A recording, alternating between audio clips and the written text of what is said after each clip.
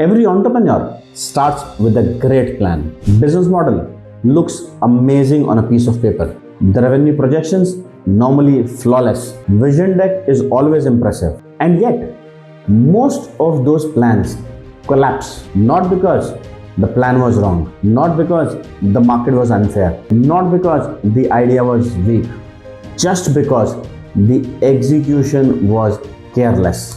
Execution is the bridge between imagination and income, and that is the bridge where most founders fall from. Maybe they tried to do everything alone. Maybe they hired very fast and wrong. Maybe they built without systems and failed to measure when it was working all fine. Whatever the reason, most small businesses fail and die quietly. Not because of competition, but because of the competition. Let us fix that today. Welcome to the part 2 of the Ultimate Entrepreneur Survival Guide, where we move from thinking wrong to doing wrong. We are going to cover the invisible execution traps that drain your business out. We'll talk about how one wrong hire can simply throw your business out of the proportion, how it can unravel the progress that you spent years building, how missing systems can turn smart founders into frustrated firefighters, and how ignoring the marketing in today's digital era is like switching the lights off in your own showroom. Because the truth is, the best strategy fails because of the poor execution, and the simplest of the execution still works wonders without a fancy strategy. This episode is a blueprint of doing things right even when the things are hectic. So take a deep breath, grab your notepad, and let's move from chaos to clarity. This is part 2, the execution and marketing traps. And if you master this, you will never in your life watch your great ideas die just because of poor implementation again. So number 1 in this is doing everything alone. I call this a super founder syndrome. Every new founder catches this fever that I will do it myself. And you end up becoming the person who does the sales, the marketing, the accounting, the procurement, the delivery guy, the cleaner, just because of the excitement. And it dies down. You are convinced that you are doing everything just to save money, but it is costing you time, and that is costing you the growth of your business. In first 6 months, you may save 30,000 rupees in salaries, but the next 6 years, you will repent it with lost health, lost opportunity, and a lot of stress, which is a bigger cost to have.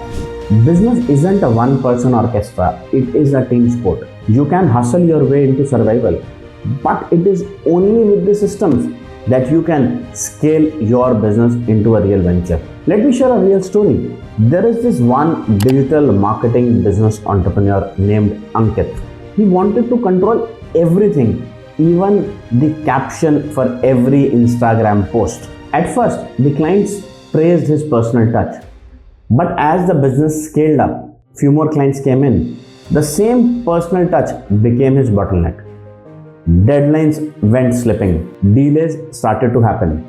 The same control that built his reputation now has started choking the business up. Eventually, he hired one operations head, and in 60 days, his deliveries doubled, his customer retention went up, and satisfaction also bloomed. Delegation isn't a weakness, it is wisdom in action. Ask yourself every Sunday this one question: what is it that I am doing today myself and the other person can do 70% of it as well?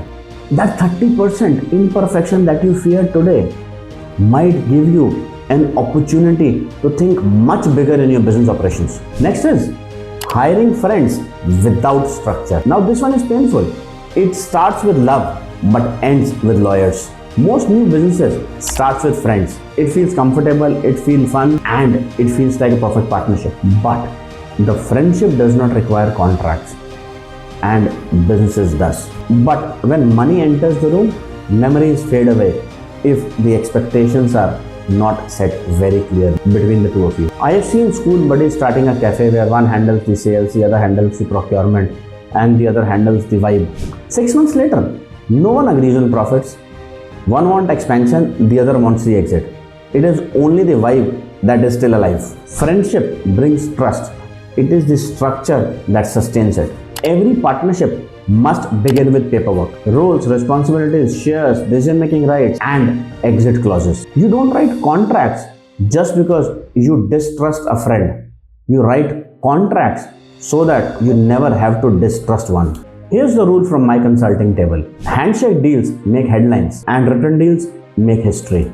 Be transparent from day one, because clarity might create some discomfort today, but ambiguity may create bigger messes tomorrow.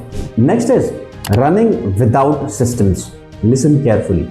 Systems are strong. I know they don't look like it. They sound boring. SOPs, checklists, CRMs, trackers, but systems are the nervous system of scale. Without systems, success becomes stressful.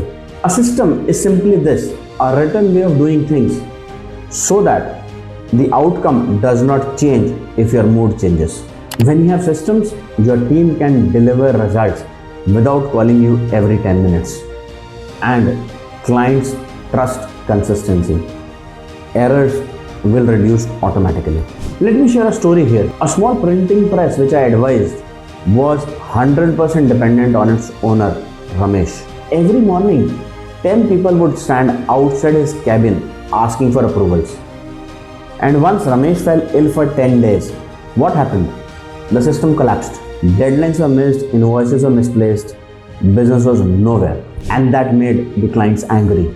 When he recovered, we created basic systems. Order tracking Google Sheet, pre-approved templates for common tasks, weekly progress calls instead of daily panic.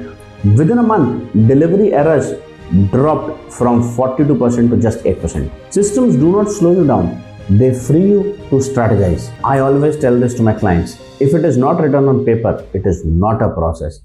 It is just habit waiting to be forgotten. So start this week. Document just one workflow. Invoice creation, follow-up, digital marketing, posting, anything. Just one.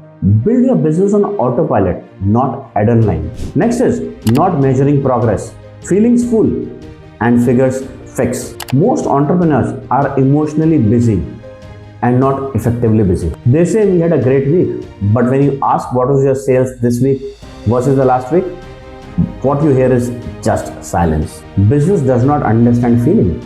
It understands reaction basis numbers. Imagine driving at night with no dashboard lights. You may still move, but you do not know your speed, your mileage, your performance, the danger that you are at. That's how running a business without metric feel like. You don't need an MBA spreadsheet. Just start very simple. Every Friday, track 4 things. Cash flow, that is money in, money out. Customer feedback, qualitative reviews, complaints and compliments. Third is conversion rate. How many leads became sales? And fourth is productivity. Hours spent versus output delivered. Once you measure, improvement becomes addictive. Numbers do not judge you, they guide you. I coached an SME where founder always said, the business is okay.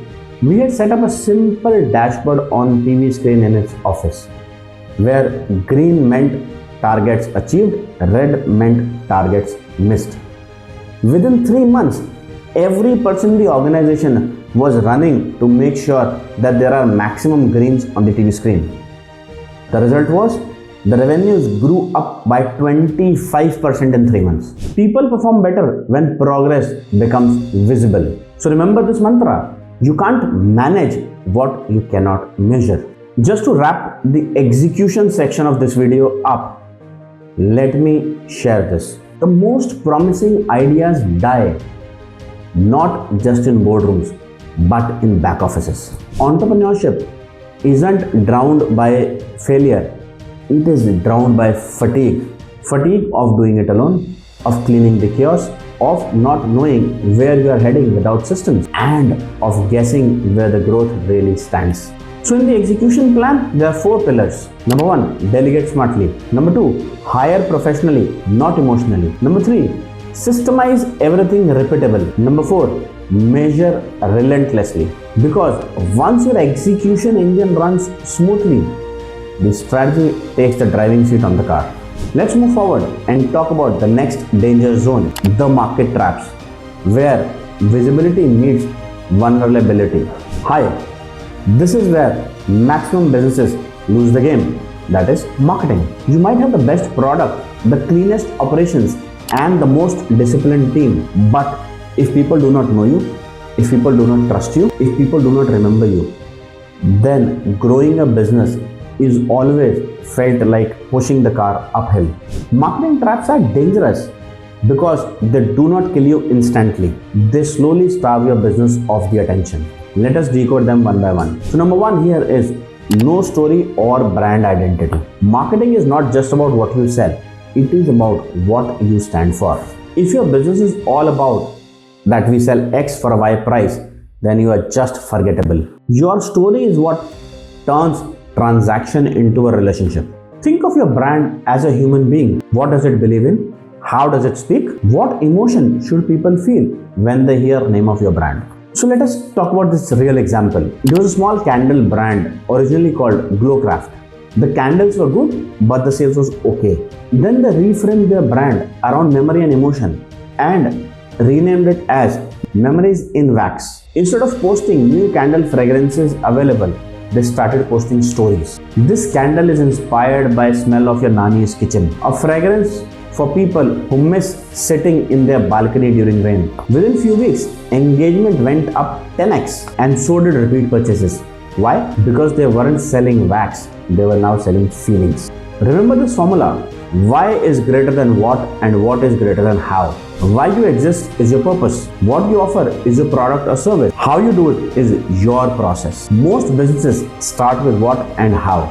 The memorable ones start with why. Your story is your brand's soul. Don't market without it. And the next one is copying competitors. Now another trap is copy-paste marketing. You see competitors' website, packaging, product, tagline, and you think, oh, that is working for them, so let me do something similar. But here is the problem. You can't lead the market just by being the shadow. When you copy a competitor, you do not understand the thinking behind their strategy. You do not know what part is actually working or what part is just a noise. And you end up sounding like a weaker echo in customers' mind. Customers are much sharper than most founders think. They can smell authenticity like a scent, and the fake ones never stay longer. By imitating, you give your audience no reason to remember you. Instead, study competitors for direction and not the identity. Like what gaps they are not addressing, which audience are they ignoring, what value you can add that they can't easily copy and paste. Maybe your competitor is fast but impersonal. You can be slightly slower but deeply caring. Maybe they are cheap and generic.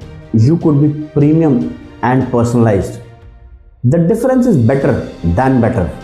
The next one is ignoring feedback. If marketing is how you speak to the customer, feedback is how your customer speaks to you. And many founders simply don't listen. They either take praise too seriously or take criticism too personally or ignore reviews completely. But feedback, especially the negative feedback, is a gold dust. It tells you where your systems are breaking, where expectations and deliveries do not match, what to fix before it becomes a reputation problem. The practical approach is to create 3 buckets for any feedback that you get. Number 1 is thank yous. The people praised you for what you did and continue doing that. Second is complaints. What did not go well? What is it that people did not like?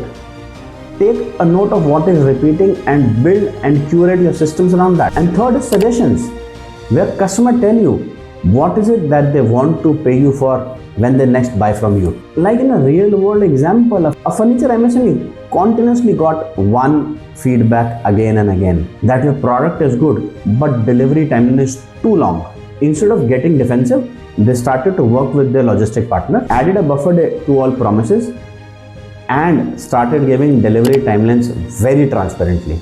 Within months, people started saying that they are not the cheapest, but they are always on time. This is where their complaint became their biggest USP. Your best marketing copy often comes directly from a customer's mouth if you are willing to listen. Next is neglecting digital visibility. Let's be honest, in today's world, if you are not digitally present, for most of the customers, you do not exist. You can be a best cafe in your city, but if someone searches cafes near me on Google and they do not find you, then you are not there.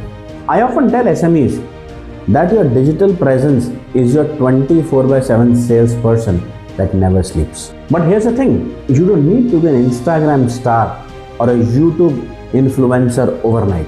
Start simple and strategic. Set up a Google business profile with right address, right photos and correct information. Have a basic website or landing page with your stories, services and contact. Pick up one or two social media platforms where your audience spends the most time, like LinkedIn for B2B, Instagram for B2C.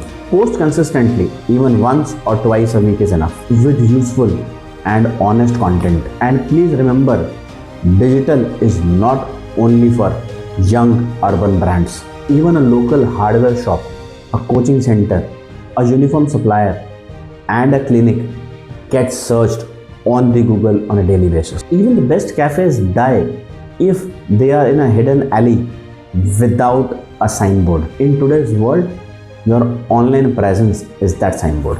Last but not the least, price wars and discount dependencies. This one is especially dangerous for MSMEs.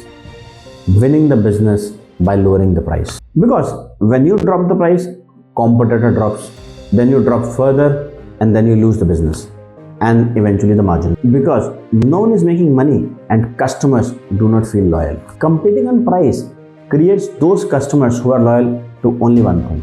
That is, who is the next one selling cheaper. And you do not want bargain hunters. You want real seekers of your products and services. Ask yourself, what can I offer that is hard to copy? Better response time, better after sales services, better product, better packaging, or even better reliability. These add value without actually slashing the profits. A small electronics shop did not cut prices to match the online deals available. Instead, they started offering a free installation, a quick demo at home, a personal WhatsApp support for basic issues. People paid a little more just because they were not only buying a product, they were buying and paying for peace of mind. Please understand, price is a message, and when you always compete on lowering the price, the message that you give is that I am cheaper, I believe in price, but I do not believe in value that I can provide you. So you should compete on trust, timing, treatment, and not just price. So guys, in this part 2, what we have done is we've done two things. We separated busy work from business work in the execution, and we exposed silent killers in your marketing and positioning. Doing everything yourself will slow you down. Hiring without clarity will break the relationships. Running without systems will create chaos. Not measuring progress will keep you blind. Marketing without story, authenticity, feedback, visibility, value will always keep you invisible. In part 3, we'll look at the final layer, and that is how to grow without breaking, how to stay ethically, sustain mentally, and stay profitable, and how to build a strategic framework. That is the 3C formula that keeps your business standing strong for years to come. I am Pankaj Chawla and you're watching Pankaj Strategy Talk. If this episode helped you see your business more clearly, then share it with another entrepreneur who may just need to know this truth. Till then, stay strategic and keep growing.